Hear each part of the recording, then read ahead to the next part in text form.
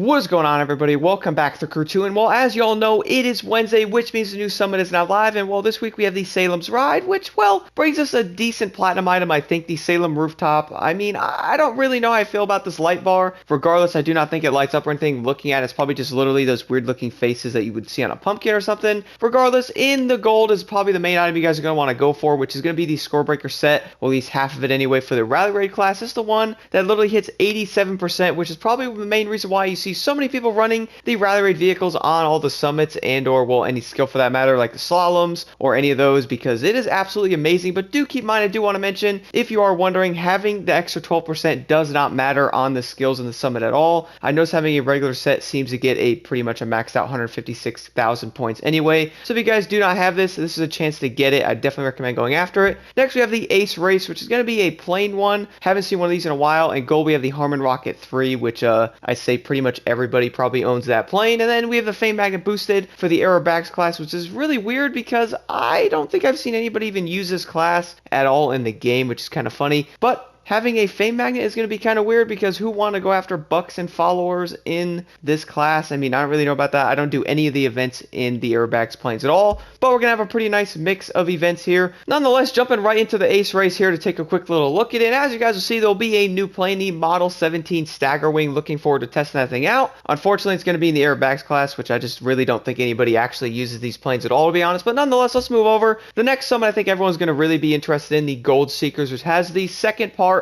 of the Scorebreaker set for the Rally Raid class. Definitely going to get that. Probably silver is going to be really easy to do. Have the Golden Smoking Common, and then finally the Mazda RX-8 Gold Edition. I would say this is probably one of the cooler looking summit cars they've added into the game, and I really do think if you guys have not gotten this thing in the past, definitely go after it now because you will probably really like the RX-8. I mean, this is a really cool vehicle. Moving over to the West Side Cruising, we're going to have a Fake Magnet Boosted in Platinum, which is for the street class, which is going to have followers, which makes complete sense because while having this set on your vehicle, like doing the sleeper or something like that would make a lot of sense, but I don't really know why. I think that is Lucky on there or Gold Find. I don't really know why that is on there, but at least it'll probably help you out getting some other parts and all that. Then obviously in gold we have the Purple Underglow. Nothing too crazy there. Then finally we have the Stunt Show. Anyway, moving over to the summit, let's start right off here with the Escape. So for this one, you know it's going to be an off-road Escape, which normally means you have to use a hypercar on it because apparently the Rally Raid vehicles are useless on these because they can't go fast enough off-road, even though that's what they're made for when hypercars can go faster.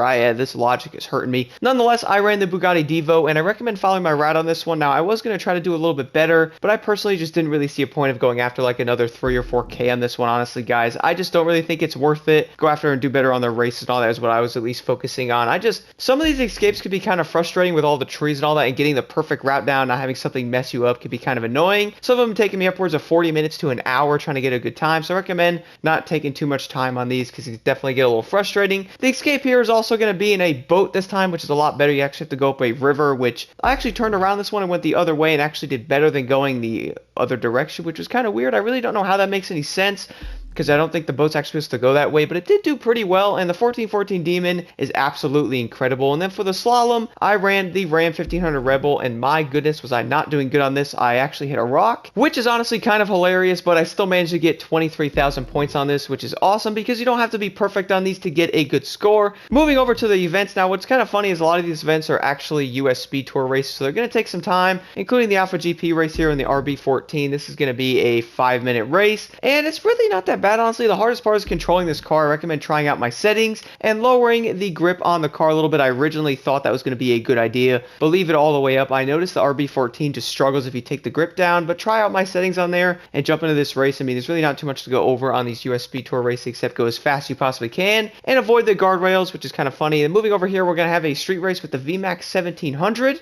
This is definitely an odd race to be using the Yamaha in, but nonetheless, it actually did pretty good because this bike handled very well because, well, a lot of the turns in this race are not sharp, so the bike really doesn't struggle going around them, and it only does 200 anyway, so can't really go wrong there. Make sure you guys have Nitro Chemist, that will definitely help a lot on this one, and I try to recommend following the lines a little bit, but this race is going to be a pretty fun one to do overall. It's definitely a weird one. And then moving over to the Rally Raid event, this one's pretty straightforward. I recommend picking your favorite one, which for me, I did use the Raptor in first unit because I absolutely love using this truck when it's no restriction. I really really do feel like it's still the best overall vehicle in this class, and it really does show in this race. And then moving down to the touring car event here, which is going to be used by the Cadillac Escalade, which is probably the one vehicle I've never seen anyone use ever unless it was in a summit. I'm not going to lie, guys, this truck is honestly pretty terrible, and I really was not enjoying this thing at all. It doesn't turn that well, the speed is not that great on it, and my goodness, is this a pretty long race. Obviously, all the USB Tour races are over 4 minutes normally, and well, this truck is going to be a bit of a nightmare. Moving over to the street race, I ran the Superleggera because this car is literally my favorite, and this is a pretty fun race. I actually really do enjoy Black Hills West. This race has a lot of nice turns, also a very nice scenic race as well, and I really did enjoy this one. And the Superleggera, you pretty much cannot go wrong with that car in any way possible. Then the final event's going to be a monster truck rally raid mix, which I really don't know what they were thinking on this one. Now, I wouldn't say this race is going to be bad. It's more the fact of having a monster truck, and this is going to be kind of wonky, but luckily the Ford Mustang GT did a wonderful job. I really do enjoy driving this thing. The speed, the handling, and I didn't even do that good in this race, and it still did a great job. Anyway, guys, let's jump into this summit right now. If you have any questions at all, let me know in the comments below.